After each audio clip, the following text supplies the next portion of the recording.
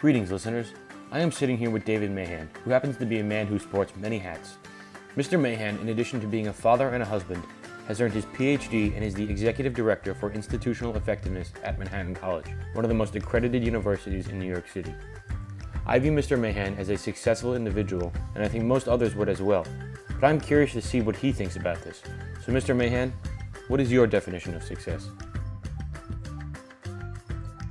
Well, I think first it's an honor to be considered successful by others, but in the end, the definition of success is whether you perceive yourself as successful and that you're a confident person.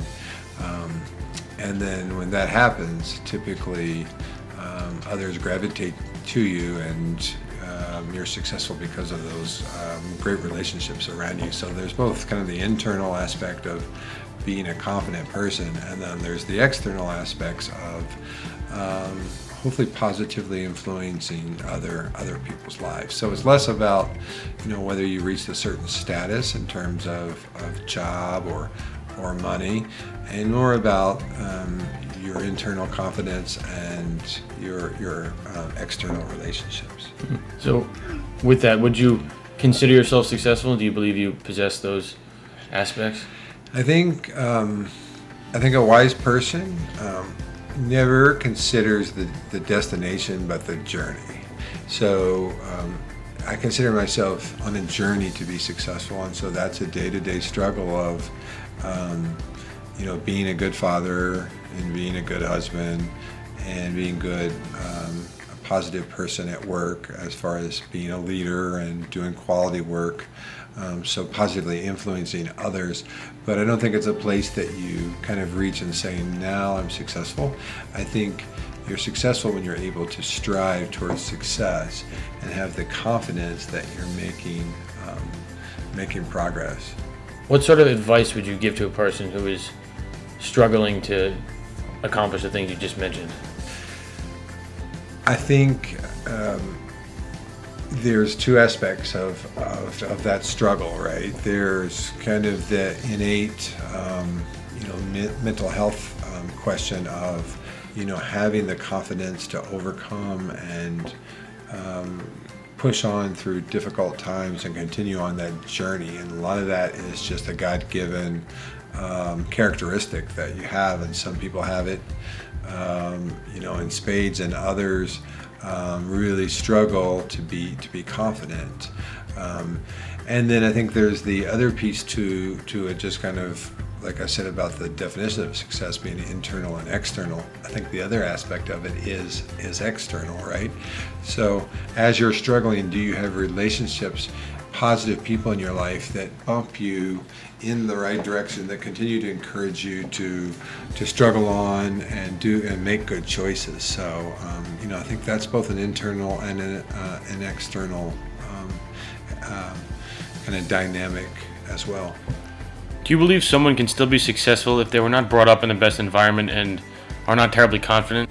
Yeah, I think that's a great question, because you can completely see, back to that answer of the internal and the external, you can completely see that those people that have overcome, even under crazy bad circumstances, but they have, good things have come into their life, that's partly because, or maybe mostly because, they were able to have what we call in higher education, with students being successful is their grit, right? And a lot of that grit is in an innate kind of biological thing that your parents were gritty, or your genetic predisposition gives you certain grit, and you can overcome, right? Because what you're describing is a situation where someone didn't really have a lot of positive influence in their life from the external forces, right? Yeah. But internally they found a way, and that was probably their biological predisposition to be strong and gritty. But I think as you grow older and wiser, after you've overcome, then you gravitate to the external, where good people around you will support you. There's there's quite a few kind of motivational writers out there, and they talk about surrounding yourself with really positive people, successful people that that you strive to be like, and that can kind of have the difficult conversations with you when you're off track, right? And not successful people in terms of like, you know, somebody that may have inherited a bunch of money or won a lottery, or, you know, just, you know, come into some good fortune. But it's successful people in terms of, you know, strong, gritty people, both, you know, that have strived to be happy and confident and push through the struggles in their life. In your opinion, how would someone's decisions affect their success? Like the people you hang out with, you know, how much effort you put into stuff, you know, how would you say that defines? Yeah, I think that's, I mean, I think you've outlined some really fantastic questions that really, really describe, you know, whether someone is ultimately successful. Those decisions you make, you know, they influence you both short term and long term, right? So like in the short term, you could overcome, you know, some bad decisions, but if you continue to make bad decisions, then you'll go to a place that is unsuccessful. And not in terms, again, not just in terms of, you know, your job, but about those relationships, about you being a happy, you know, confident person, right? And bad decisions are usually reflective of, you know, like I said, either internally, or upbringing or something.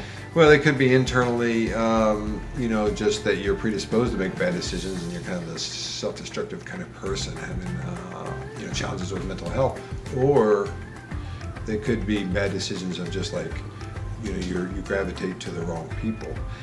So it's both internal and external, but they interact. You know, they're not completely split. You know, it's a very complicated kind of dynamic. Would you consider yourself a leader? You know, someone who inspires others? Yeah, that's a great question for me, because I have in my career I have kind of been in places where I was very much in like detail-oriented, like analyst type of jobs that didn't really interact that much with others. And then I've been in jobs where it was just about the interactions and I wasn't alone ever. And I've kind of found a happy balance in college life, because, you know, I'll have times where, you know, statistics skills or research skills, you know, are an important piece of what I do, and then I'll have other times where it's really about my presentation skills or my ability to get the people that I lead, that are on my team, to either work harder or you know, strive to complete projects or do things that to the benefit of our students, right? Like encourage people, you're saying? Yeah, but see, what's great about it in higher education is, like, we're in it for the right reasons, you know, like you don't have to say, you know, Donald, you need to work harder so that you can make more money or whatever. And if that's your personal motivation, that's absolutely fine. But it's easy to motivate people when you say, you know, if we get this project done, think about what this will mean for our students that came to Manhattan College to have a great experience and learn and this and that.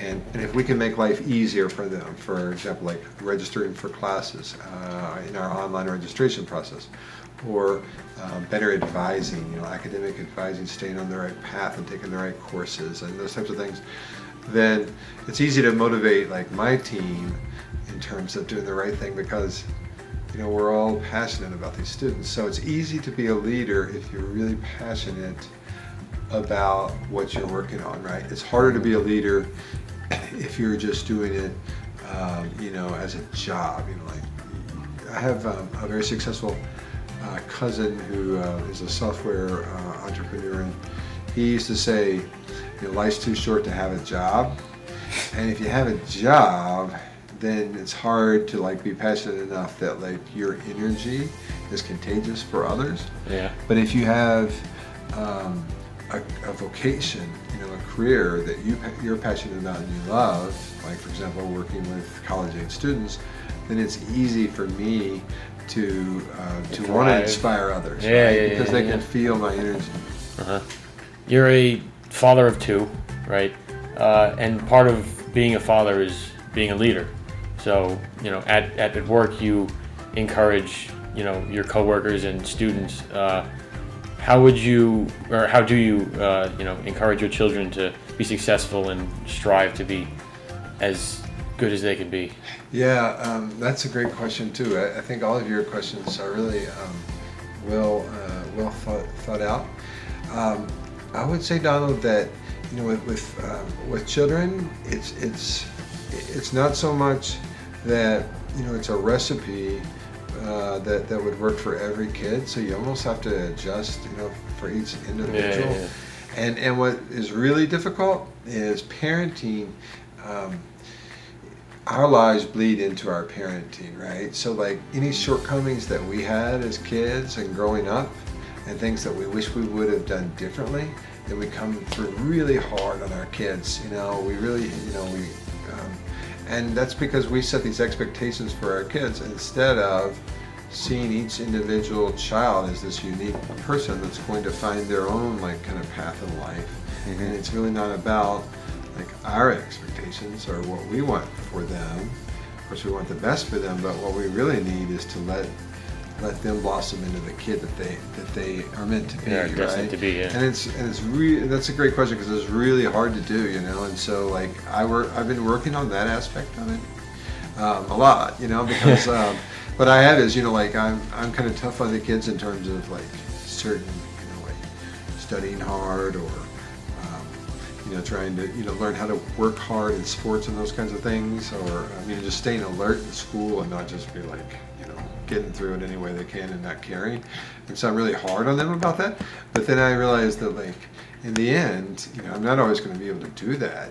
They're going to go into high school and college and Well, hopefully they take those lessons that you've taught them into. Yeah. Well, maybe, but maybe also that they'll start wanting to learn because they want to learn it, right? Because they want to be successful in their own way, as opposed to okay, Dad is being hard on me or expecting X, Y, and Z, right? Yeah. So, and that's really difficult being a parent, because you really, you think you're doing the right thing by just kind of forcing your expectations. But the reality is, you have to kind of foster a person to let him or her be who they're meant to be, right? Yeah, exactly.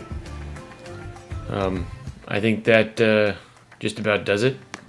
Well, I must say that is a very interesting take on the whole thing. It totally opened my eyes to a new point of view, and I think anyone who listens to this will gain something from your wisdom on the subject. Again, David Mahan, everybody. Thank you for being with us today.